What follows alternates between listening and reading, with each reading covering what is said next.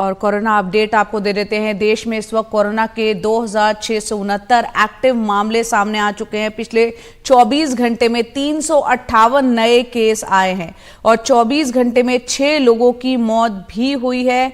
केरल में 3, कर्नाटक में 2, पंजाब में 1 मौत हुई है और केरल में कोरोना के 300 एक्टिव मामले बताए जा रहे हैं। साथ ही गुजरात में 1, तमिलनाडु में 12 केस हैं, वहीं महाराष्ट्र में 10, कर्नाटक में 13 केस सामने आए हैं और तेलंगाना में 5 कोरोना के केस हैं।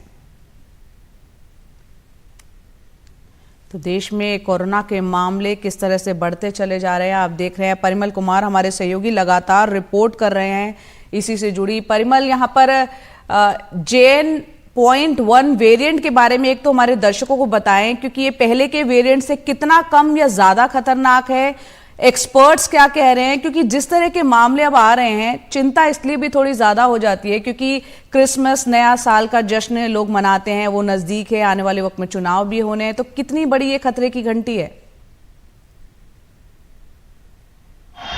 देखिए, ये जो नया वेरिएंट है ये ओमिक्रॉन का सब लीनिएज है और आम भाषा में अगर लोगों को बताएं तो वायरस जब अपना आकार, प्रकार और व्यवहार बदल ले तो उसको एक तरीके से नया वेरिएंट कहा जाता है। और वेरिएंट अगर इंटरेस्ट है, इसको WHO ने वेरिएंट ऑफ इंटरेस्ट कहा है, यानी इस पे नजर और निगरानी रखनी जरूरी है।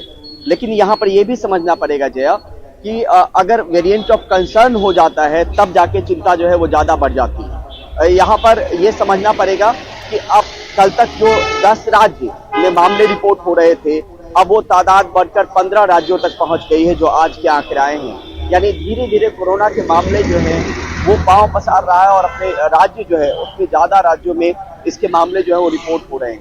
इसके बारे में ये जरूर कहा जाता है कि ये जो वेरिएंट है वो ज्यादा लोगों को ट्रांसमिसिबल ज्यादा है, यानी ज्यादा लोगों तक फैल सकता है। लेकिन इससे गंभीर इसको अभी करार नहीं दिया गया है। इससे इस बात की पुष्टि अभी तक नहीं हुई है, जितनी भी मौतें हुई हैं बीते 2 हफ्तों में, उससे इस बात को लेकर पुष्टि नहीं हुई कि ये वेरिएंट वाकई उन लोगों, उन मरीजों में मौजूद था जिनकी मौत हुई है। जिनकी भी मौत हुई है उसके बारे में सरकार ने ये कहा है कि उनको पहले से कोई गंभीर बीमारी थी जिसको टर्म दिया जाता है कोमॉर्बिडिटीज।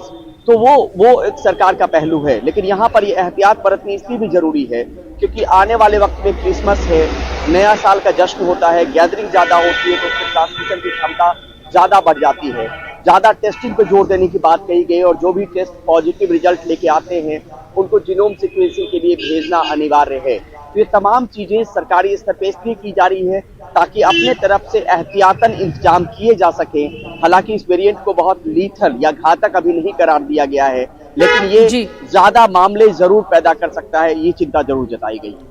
जी परिमल, यहाँ पर क्योंकि आप बता रहे हैं 10 राज्यों से अब इसका दायरा 15 राज्यों तक हो गया है, तो कितने तैयार हैं हम? क्योंकि कल केंद्रीय स्वास्थ्य मंत्री ने तमाम राज्यों के स्वास्थ्य मंत्रियों के साथ बैठक भी एक की थी कल।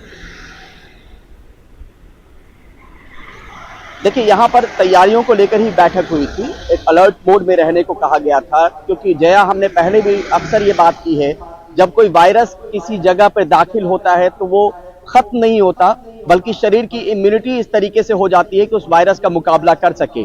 तो हॉस्पिटल इंफ्रास्ट्रक्चर को लेकर पहले से भी तैयारी है। सरकार ने ये सुनिश्चित करने की कोशिश की है कि हर 3 महीने पे मॉक ड्रिल अस्पतालों में राज्य करें।